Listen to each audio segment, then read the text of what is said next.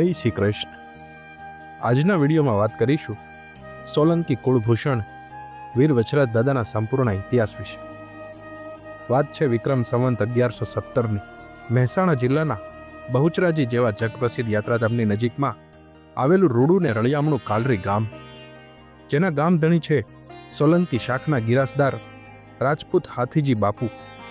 હાથીજી સોલંકી એટલે તપ, ત્યાગ, સેવા અને શૂરવીરતાની જાગતી મૂર્તિ, જેમને ભગવાન શ્રી કૃષ્ણ ઉપર અટૂટ શ્રદ્ધા છે।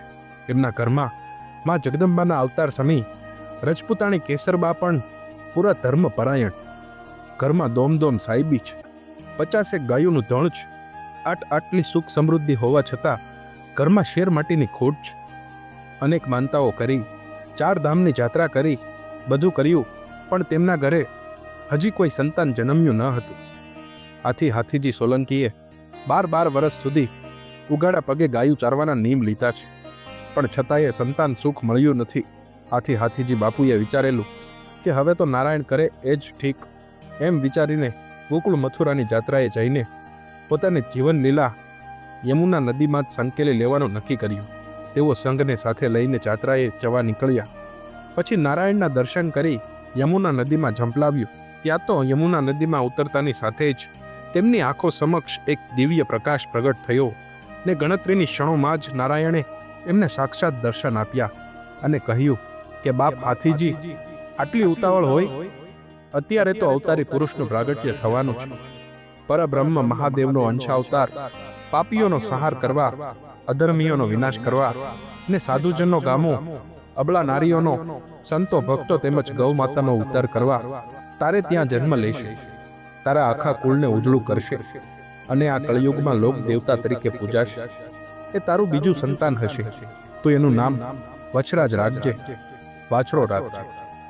નારાયણનું વચન સાંભળ્યા પછી હાથીજી બાપુને નિરાશ થઈ ને તે રાજી ખુશીથી જાત્રા પૂર્ણ કરી પાછા કાલરી આવી પહોંચ્યા ને માં કેસરબાને બધી વાત કરી।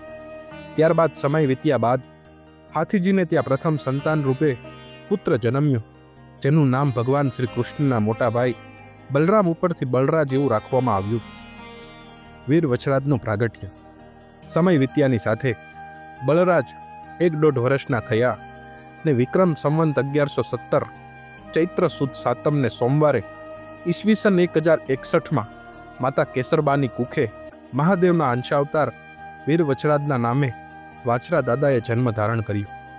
જે સમયે વીર વાછરાનું પ્રાગટ્ય થયું તે સમયે એ સમગ્ર કાલરી તેમજ આસપાસના તમામ ગામમાં આવેલ મંદિરની અંદર ઢોલ નગારા ઝાલર આપમેળે વાગવા લાગ્યા હતા। વછરાજના પ્રાગટ્યની સાથે સમગ્ર ગામમાં આનંદની લહેર આવી ગઈ। સમય વીત્યાની સાથે વછરાજ મોટા થયા ત્યારે એક વખત બાળ વછરાજ એમના મિત્રો સાથે રમતા હતા। ત્યારે અચાનક તે જગ્યાએ એક નાગ આવી ગયો।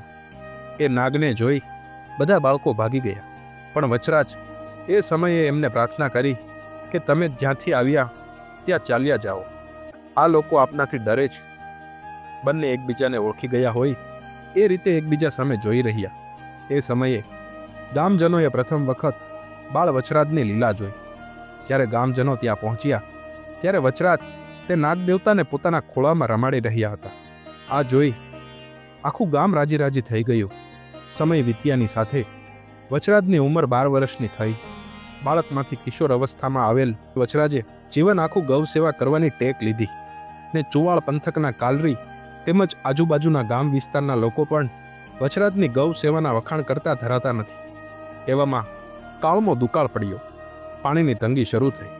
ગાયોને પીવડાવવાનું પાણી મળતું નથી। પાણી વિના તરસી થયેલી ગાયો ત્રાહ્ય પુકારતી ભાંભરડા નાખે છે ને એ દ્રશ્ય જોઈને વછરાજની આંખોમાં ચોધર આંસુ વહી રહ્યા છે। કાલરીથી 5-7 માઇલના છેટે આવેલ વડાવલી ગામની સીમમાં વછરાજે સૂરજ દાદા સામે મીટ માંડી। ત્યાં તો એ કાળી ભટ્ટ થયેલી સૂકી ધરતીના પેટાળમાંથી ગંગાજીનો સાદ સાંભળાણો કે બાપ વછરાજ, તારા જમણા પગ હેઠેથી પાણાની અણીએથી વીરડો ગાળ, તારી ગવત્રીઓ તરસી નહીં રહે। ત્યારબાદ વછરાજે એના ભાલાથી એ વીરડો ગાળ્યો ને તમામ ગાયોએ પાણી પીધું। આ વછરાજ દાદાની એક અન્ય લીલા હતી। ત્યારબાદ થોડોક સમય વીત્યો। વછરાજના માતા પિતાને ઉંમર થઈ ને હાથીજી અને કેસરબાએ વિદાય લીધી। યુવાન બનેલા વછરાજે આખું જીવન ગૌ માતાને નામે કરી દીધું. દી રાત જોયા વિના ગાયોની સેવા કરતા. કાલરીનો રાજવહીવટ બલરાજ સંભાળતા ને વચરાજ ગૌ સેવામાં જ જીવન પસાર કરતા હતા. એ સમયમાં વચરાજે એક ઘોડી રાખી હતી જેનું નામ રતન હતું. તે દાદાને અતિ પ્રિય હતી અને રતન ઘોડીનું તેજ જાણે રવિના પ્રકાશને પણ ઝાંખો કરી નાખે તેવી દિવ્ય ઘોડી હતી. આમ વચરાજે ગાયોને માટે જીવવાનું ચાલુ કરી નાખ્યું. થોડોક સમય વીત્યા બાદ વઢિયાર પંથકના લોલાડા ગામથી તેમના મામા સામતસંગ રાઠોડ કાલરી આવ્યા ને બલરાજને વાત કરી કે તેમને ત્યાં કોઈ સંતાન નથી, આથી તે વચરાજને સાથે લઈ જવા માંગે છે ને એ એમનું રાજ્ય વહીવટ વચરાજને સોંપી દેશે. બલરાજે હા પાડી ને ત્યારબાદ વચરાજ તેમની વાલી ગાયોને રતન ઘોડી લઈને એમના મામાની સાથે લોલાડા આવી પહોંચ્યા, જ્યાં એમને એ વઢિયાર પંથકનો રાજ્ય વહીવટ સંભાળ્યો ને સાથે સાથે ગૌ સેવાની ટેક પણ જાળવી રાખી. એ સમયમાં વઢિયાર પંથકમાં સુમરા લૂંટારુઓ અવારનવાર ગામની ગાયોને હાંકી જતા, પણ વચરાજના આવ્યા પછી અનેકવાર વચરાજે સુમરા લૂંટારુઓ સામે ધીંગાણું આદર્યું ને તેમને મારી ભગાડ્યા. સમયની સાથે સુમરા લૂંટારુમાં ડર બેસી ગયો એટલે તેમણે વઢિયાર પંથકમાં આવવાનું જ બંધ કરી દીધું. ત્યારબાદ વચરાજની પરણવા લાયક ઉંમર થઈ ત્યારે તેમના મામા સામંતસિંહ રાઠોડે તેમના નજીકના સંબંધી વજયસિંહ રાઠોડની દીકરી પૂનાબા સાથે વચરાજનું સગપણ નક્કી કર્યું. સમયની સાથે લગ્નનું એ ટાણું આવ્યું અને જાડેરી જાન જોડાણી ને એ જાન કેટલી અદ્ભુત કે એ જાનમાં કાલરી, લોલાડા તેમજ વઢિયાર પંથકના તમામ રાજપૂતો હાથમાં સોનાની છડી લઈ પોતપોતાના ઘોડા ઉપર અસવાર થયા હતા. જાનમાં દિવ્ય ગજરાજ પણ હતા ને રાજપૂતાણીઓ વચરાજના મંગળ ગીતો ગાતી હતી. એ જાડેરી જાન કુંવર ગામમાં આવી પહોંચી ત્યારે હરખના ઢોલ વાગી રહ્યા હતા. ધીમે ધીમે લગ્નની વિધિ ચાલુ થઈ. વચરાજ લગ્નના માંડવે આવ્યા ને ગોર મહારાજે અવાજ કર્યો, કન્યા પધરાવો સાવધાન. ત્યારબાદ પરંપરાગત રીતે લગ્ન વિધિ ચાલુ થઈ. રાજપૂતાણીઓ મંગળ ગીતો ગાતી હતી. તેની સાથે તમામ રાજપૂતો હરખમાં આ શુભ પ્રસંગનો નરી આંખે પ્રત્યક્ષ અનુભવ કરી રહ્યા હતા. મંગલ ફેરા લેવાના ચાલુ થયા. પહેલો ફેરો, બીજો ફેરો ને ત્રીજો ફેરો. ત્યાં તો બે ગોવાળો આવીને જાણ કરી કે કુંવર, ગામની ગાયોને સુમરા લૂંટારા હાકી ગયા. આ સાંભળતાની સાથે જ વીર વચરાજનું રૂપ બદલાઈ ગયું. ત્રીજો ફેરો ફરવા ઉભેલા વીર વચરાજના 32 કરોડ રૂવાડા સમ બેઠા થઈ ગયા. અંગે અંગ ઉકરાટો વ્યાપી ગયો. આખું શરીર અનંત ને દિવ્ય શક્તિથી કંપી ઉઠ્યું. વચરાજની ભુજાઓ ભીમસેનની ભુજાઓની જેમ યુદ્ધ માટે પડકારા કરતી કરતી દિવ્ય શક્તિના તેજથી ધ્રુજવા લાગી. વચરાજની આંખોમાં જાણે સૂર્ય ઝળહળી રહ્યો હતો. નાકના બંને નસકોરામાંથી ક્રોધરૂપી વાયુ નીકળી રહ્યો હતો. અષાઢ મહિનાની વીજળીનો ચમકારો એમની આંખમાંથી થયો ને હાથમાં શિહોરી શમશેર ચમકવા લાગી. એક ઝાટકે છેડાછેડી તોડી ને સાથ પાડ્યો, બાપ રતન. એટલામાં રતન આવી પહોંચી. રતન વાયુ વેગે લૂંટારાઓની પાછળ દોડતી ગઈ. ગણતરીની મિનિટોમાં લૂંટારાઓ સાથે ભેટો થયો. વચરાજે હાથ પાડી, એકેયને જીવતો જવા દઉં તો ક્ષત્રિય નહીં. એકલે હાથે વચરાજે તલવારને રમઝટ બોલાવી કંઈકના માથા રણની રેતીમાં રજળતા મેલ્યા. વચરાજનું રૂપ જોઈ બચેલા લૂંટારા ભાગી ગયા. વચરાજ ગાયું વાળી પાછા આવ્યા ને પોતાના અધૂરા ફેરા પૂર્ણ કરવા પાછા માંડવે આવ્યા. ત્રીજો ફેરો પૂર્ણ કરીને ચોથો ફેરો ફરવા જતા હતા ત્યાં એક વિધવા ચારણ આઈ દેવલ આવી પહોંચ્યા ને રડતા રડતા સાથ પાડ્યો, હે વચરાજ, બધી ગાયો આવી ગઈ પણ મારી વેગડ ન આવી. પોખંડને પારેવા તણી રાણા રમતું મેલ, હવે ધરને ખાંડાના ખેલ, મારી વેગડ કારણ વાછરા. આ સાંભળતાની સાથે વચરાજે રૌદ્ર સ્વરૂપ ધારણ કર્યું ને ફરી પાછો રતન ઉપર અસવાર થઈ લૂંટારા જે દિશામાં ગયા હતા તે દિશામાં નીકળી પડી. રતન વાયુ વેગે દોડતી થઈ. વચરાજની પાછળ પાછળ નવવધુ પૂનાબા તેમજ વિધવા ચારણ દેવલાઈ અને એમનો પ્રિય એવો મોતી કૂતરો તેમજ અન્ય રાજપૂતો પણ ચાલવા લાગ્યા ને સાથે સાથે કાલરીથી આવેલ હીરો ઢોલી પણ વચરાજની પાછળ ચાલવા લાગ્યા. ગણતરીની કલાકોમાં જ વચરાજને લૂંટારાઓનો ફરી એકવાર ભેટો થયો. આ વખતે વચરાજની સાથે હીરો ઢોલી પણ હતો જે ગુંગીઓ ઢોલ વગાડી રહ્યો હતો. વચરાજે રૌદ્ર સ્વરૂપ ધારણ કરેલું હતું. આંખોનો પલકારો થાય એટલી વારમાં વચરાજ શત્રુના અંગ વાઢવા લાગ્યો. વચરાજની ભુજાઓ દ્વારા પ્રકાશની ગતિએ શિહોરી તલવારના ઘા શત્રુઓ ઉપર થઈ રહ્યા હતા. વછરાજનું આ રૂપ જોઈ લૂંટારાએ સામી છાતીએ યુદ્ધ કરવાનું વાળી મૂકીને કપટ કરવાનું નક્કી કર્યું. એવામાં એક લૂંટારાએ પાછળથી વછરાજનું મસ્તક કાપી નાખ્યું ને મસ્તક પડતાની સાથે જ વછરાજ બમણા જોરે શત્રુઓ ઉપર ત્રાટક્યો.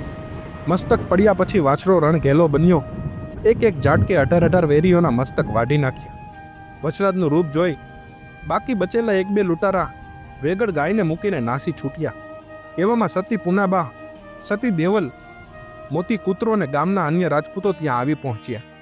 ત્યારે સતી પુનાબાએ વછરાજનું મસ્તક જોયું ને પોતાના પાનેતરના છેડામાં બે હાથે આ મસ્તક ઉપાડ્યું ને ઘાયલ થયેલ રતન ઘોડીને વછરાજનું ધડ જ્યાં ધીંગાણું કરતું હતું એ જગ્યાએ આવી પહોંચ્યા ને ત્યાં આવીને જોવે તો તમામ શત્રુઓના મળા પડ્યા છે. વછરાજનું ધડ એકલું લડતું હતું. ત્યારે એ જોઈ દેવલાઈએ કહ્યું, ખમા વછરાજ બાપ ખમા. અને દેવલાઈના શબ્દ સાંભળતાની સાથે જ વછરાજનું ધડ વેગળ ગાય પાસે ગયું ને ગાયને લઈને આઈ દેવલ પાસે આવીને શાંત પડ્યું. ત્યારે આઈ દેવલને સત ચડ્યું. એણે રણમાં પોતાના બે હાથે રેતીમાં વીરડો ગાળ્યો ને વીર વછરાજના ધડમાં માથું જોડીને સજીવન કરવા અંજળી ભરી. ત્યાં વીર વછરાજનું મસ્તક બોલી ઉઠ્યું કે હે માં આઈ દેવલ, મારે કાયા અમર નથી કરવી. મારી જીવન લીલા અહીં પૂર્ણ થઈ. હું તો જન્મો જન્મ અવતાર ધારણ કરીને ગવત્રીઓનું રક્ષણ કરીશ. આ થાનકે હું જીવતા જાગતા દેવ તરીકે અમર રહીશ.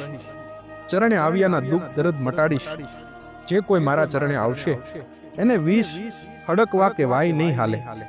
જે કોઈ પણ મારા નામે કોઈ માનતા માનશે એમના કાર્ય હું પૂર્ણ કરીશ.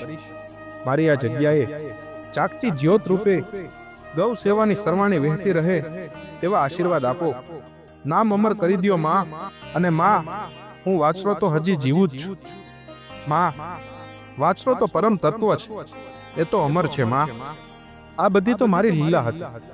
આટલું કહ્યા પછી મસ્તક શાંત પડ્યું. ત્યારબાદ સતી દેવલાઈએ તે ધડને ત્યાં સમાધિ આપી ને તેમની સાથે સતી દેવલાઈ ને સતી પુનાબાઈએ પણ સમાધિ લીધી. તેમની સાથે રતન ઘોડી ને મોતી કૂતરાની સાથે મા વેગેડે પણ પ્રાણ છોડી દીધા ને સમાધિસ્થ થયા. વછરાજની સાથે સમરાંગણમાં સિંધુડો બુંગીઓ ઢોલ વગાડનાર હીરા ઢોલીએ પણ ત્યાં સમાધિ લીધી. એ જગ્યા આજે વછરાજ બેટ તરીકે જગમાં પ્રસિદ્ધ છે. જ્યારે દાદાનું મસ્તક ગોખરી બેટમાં વાછરા ગામે પૂજાય છે. આઈ દેવલે મોતિયા કૂતરાને આશીર્વાદ આપ્યા કે આ સ્થાનક ઉપર હડકાયું કૂતરું કરડેલ કોઈ પણ આવશે તો એનું ઝેર ચૂસાઈ જશે. હજી આજની તારીખે કોઈ પણ હડકવાથી પીડિત જીવ વછરાજ દાદાની આ જગ્યામાં આવી પહોંચે એનો હડકવા શાંત પડી જાય છે. તેમજ રણમાં બધે જ ખારું પાણી છે. જ્યારે દાદાની આ જગ્યામાં આજે પણ મીઠું પાણી મળે છે. એવા અનેક પરચા દાદાએ રણમાં પૂરેલ છે. રણમાં ક્યારેક કોઈ ભક્ત ભૂલો પડે તો દાદા કોઈને કોઈ રૂપમાં પરચો પૂરીને એને માર્ગ બતાવે છે. તો મિત્રો, આ હતી વીર વછરાજ દાદાના સંપૂર્ણ ઇતિહાસની વાત. આશા રાખું કે આ વિડીયો આપને પસંદ આવ્યો હશે. જો પસંદ આવ્યો હોય તો લાઈક કરો, શેર કરો અને આવા જ ધાર્મિક વિડીયો જોવા માટે આજે જ આપણી ચેનલ ધર્મની જ્યોતને સબસ્ક્રાઇબ કરો. મિત્રો, મળીએ નવા વિડીયો સાથે. જય માતાજી.